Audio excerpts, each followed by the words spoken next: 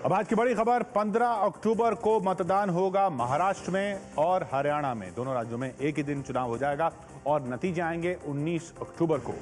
ABP news Nielsen ने ताजा opinion poll किया महाराष्ट्र का और फिर यही सामने आ रही है बात कि बीजेपी शिवसेना गठबंधन की ही सरकार बनेगी, बड़े बहुमत से बनेगी। लेकिन पिछली बार जो ओपिनियन पोल हुआ था पिछले महीने, उससे 10 सीटों का नुकसान का अनुमान है। Date of poll will be on 15th October, which is Wednesday.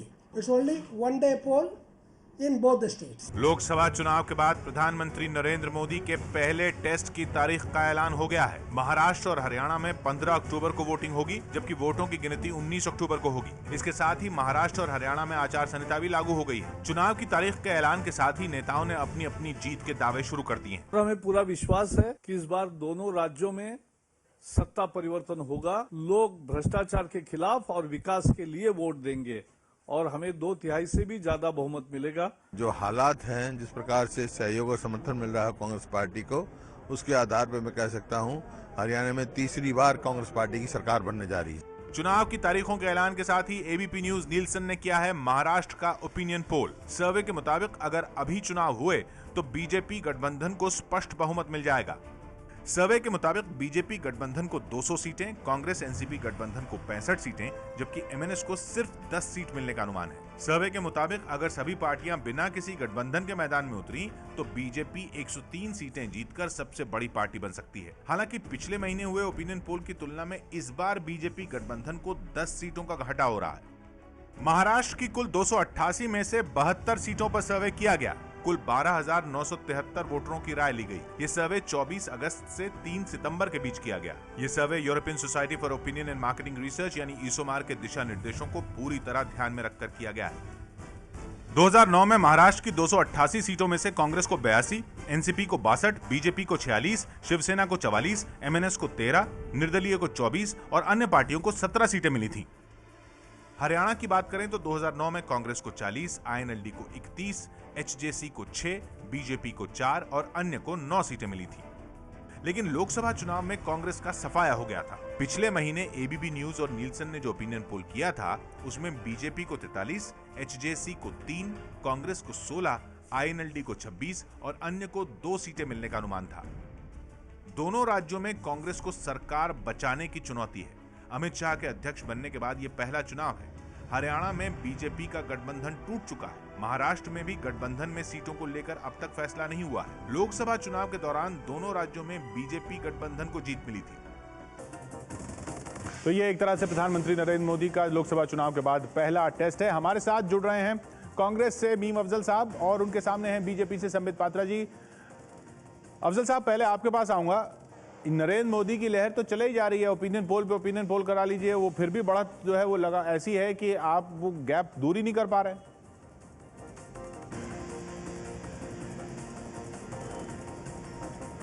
देखिए, आपने कहा ये पहला टेस्ट है। मेरा ख्याल ये पहला टेस्ट तो हो गया। अभी जो बाई इलेक्शंस हुए हैं उसके रिजल्ट से ये बात साफ जाहिर हो गई कि बीजेपी अपनी पीक पर पहुंचने के बाद नीचे की तरफ उतरना शुरू हो गई है। और हरियाणा और महाराष्ट्र के चुनाव में आप ये देखेंगे कि और भी नीचे उतरेंगे। और आपने जिस ओपिनियन पोल की बात की, मैंने तो देखा नहीं ये ओपिनियन पोल कब हुआ, कैसे हुआ। और वैसे भी हम नॉर्मली ओपिनियन पोल्स पर किसी डिस्कशन में जाते नहीं हैं, लेकिन आपने उसका हवाला दिया। मैं समझता हूँ हमेशा की तरह इस बार भी जो आपके ओपिनियन पोल है वो शायद गलत साबित होगा। ये हमेशा नहीं, ये तो अभी पिछले लोकसभा चुनाव में तो सब कुछ ही सही साबित हो गया। सीटों का हेरफेर हो सकता है, लेकिन ये गैप इतना ज्यादा। अब अफजल साहब, आप बचा क्या? बिल्कुल किशोर जी, ये तो आप दिखा रहे हैं ना गैप अपने ओपिनियन पोल में। इसी किस्म के पोल जो हैं पहले भी दिखाए गए और बहुत से लोगों ने किए थे, वो तकरीबन सब गलत साबित हुए। और जिनका पोल किसी हद तक सही साबित हुआ उस पर किसी को यकीन भी नहीं था। ये अलग बात है कि परफॉर्मेंस बहुत अच्छी हो गई और मोदी जी का जो जादू था वो चल गया। और वो जो इस तरह से लोगों से उन्होंने वादे किए, लोगों ने उनके वादों पर भरोसा किया, लेकिन अभी 100 दिन के अंदर काफी कलई खुल गई है। संबित जी, कलई खुलने का दावा कर रहे हैं और आप पीक से उतर रहे हैं। किशोर जी, मैं पहला प्रश्न तो ये करना चाहता हूँ, बस एक स्टूडेंट है पॉलिटिक्स में, नरेंद्र मोदी, जो एग्ज़ाम पे एग्ज़ाम देता चला जाए और हर एग्ज़ाम में फर्स्ट क्लास फर्स्ट हो जाए, और दो स्टूडेंट है जो नदारत ही रहें, आदरणीय सोनिया जी और आदरणीय राहुल जी। वो कहाँ हैं? ना तो वो क्लासरूम में नज़र आ रहे हैं, ना वो स्कूल परिसर में नज़र आ रहे हैं, ना वो किसी एग्जामिनेशन में बैठ रहे हैं। कल ही एक इंटरव्यू हुआ, उसमें जो एग्जामिनर आए थे बाहर से, उन्होंने पूछा कि जो प्रधानमंत्री थे मनमोहन सिंह, उन्होंने 2G, CWG इत्यादि जितने भी घोटाले हुए, इन सारे घोटालों को विषय में वो जानते थे मगर चुप थे। तो अब ये बताइए, ये जो पॉलिटिकल स्टूडेंट हैं ये तो फेल हो चुके हैं, अब ये बाहर भी नहीं आ रहे हैं कोई और एग्ज़ाम देने के लिए। तो हमें कोई चिंता नहीं है, मोदी जी सब एग्जाम में बैठेंगे, सब में पास होंगे और फर्स्ट भी होंगे, मगर इन्हें बोलिए कि वो अपने दोनों स्टूडेंट को ढूंढ के लाए। जहां तक कि दोनों राज्यों के चुनाव का सवाल है, मैं एक बहुत बड़ी बात कहता हूं, कल ही हमें मालूम पड़ा कि 2G, 3D, CWG जितने भी ये GG थे, उसके कारण कांग्रेस का क्या हश्र हुआ हमने देखा। अब हरियाणा में एक जीजाजी भी हैं, जीजाजी के कारण हरियाणा में कांग्रेस का किस प्रकार से सफाया होगा, ये आप चंद दिन इंतजार करिए। जहां तक महाराष्ट्र का सवाल है, जी आते हैं, उस पर भी आते हैं, समझ जाता हूं मैं, लेकिन आपने आरोप लगाया कि आपका नेतृत्व तो गायब है, अफजल साहब, न सोनिया गांधी न राहुल गांधी, और आप कह रहे हैं कि पीक से, आप सिर्फ बीजेपी के पीक से उतरने का इंतजार कर रहे हैं या खुद भी उस पीक पे कभी जाएंगे?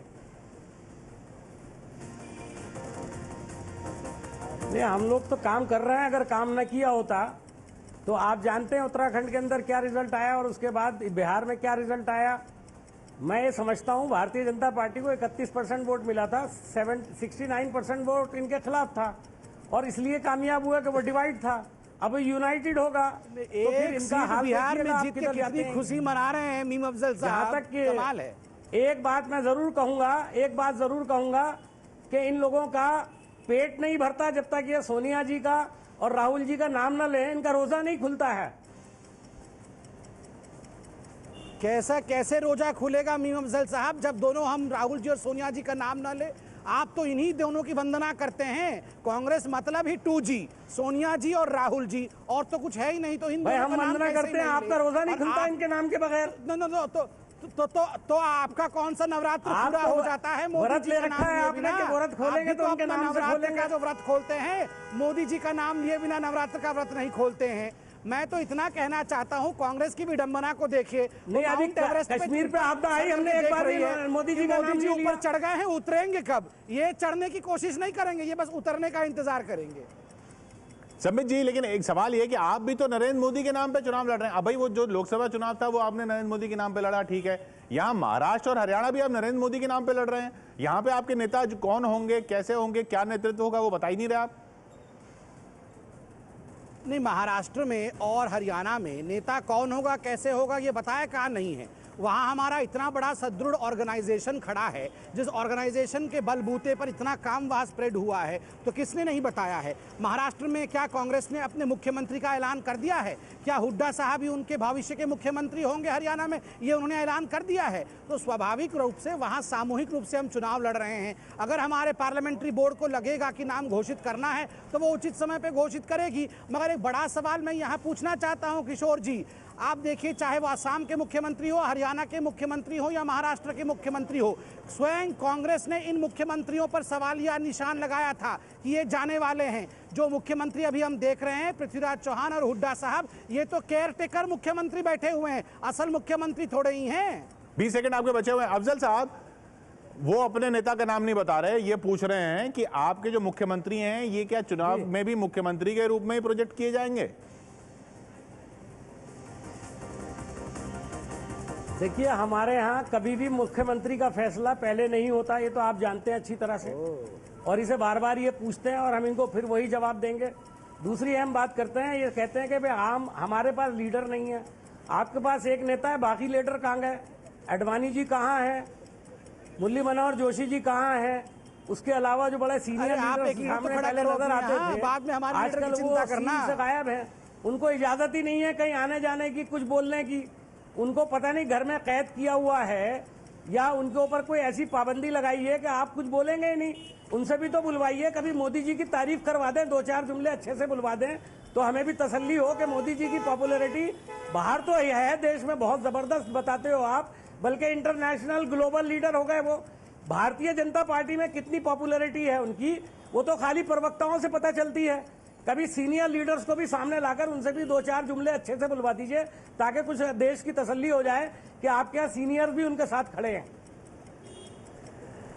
मीम साहब, आप जितनी चिंता भारतीय जनता पार्टी की कर रहे हैं ना, उतनी ही चिंता राहुल जी की कर लेते तो राहुल जी आज नदारत नहीं होते। खुद हरियाणा आप में और जितनी महाराष्ट्र कांग्रेस में की आप ही करते के हैं, उससे नेता तो बोल बोल कर रहे हैं। कृपया करके राहुल जी को मत भेजना, वरना जो फैमिली की चिंता करते हैं वो भी चली जाएगी। राहुल जी की चिंता करते हैं किशोर जी, हम तो इतनी चिंता किसी की करते नहीं है। नहीं, किशोर जी, मैं मीम अफजल साहब से पूछना चाहता हूं, खुद इनके नेता महाराष्ट्र में और हरियाणा में हाथ जोड़ जोड़ के कह रहे हैं राहुल जी को मत भेज देना, राहुल जी को भेज दोगे तो रही सही इज्जत है वो भी चली जाएगी। ऐसा क्यों हो रहा है? ये इनकी चिंता क्यों नहीं करती है? समीर जी, एक मिनट रोक रहा हूं आपको, मैं रोक रहा हूं। क्यों मरे जा रहे हैं? ये आप टीवी पे बैठ के अफवाहें उड़ाने लगे। समीर जी, आप नेशनल प्रवक्ता हैं। नहीं, और यहाँ इस चैनल पर आप अफवाहें उड़ा रहे हैं बैठ करके। मेरा आखिरी सवाल आपसे, अफसोस की बात है। आखिरी सवाल आपसे अफजल साहब, वक्त खत्म होता हुआ नहीं सकता, वो तो उड़ गए हैं पहले से ही। वक्त खत्म होता हुआ अफजल साहब, आखिरी सवाल मेरा आपसे, एमएनएस के साथ कुछ समझौता करेंगे क्या? नासिक में तो कर लिया आपने।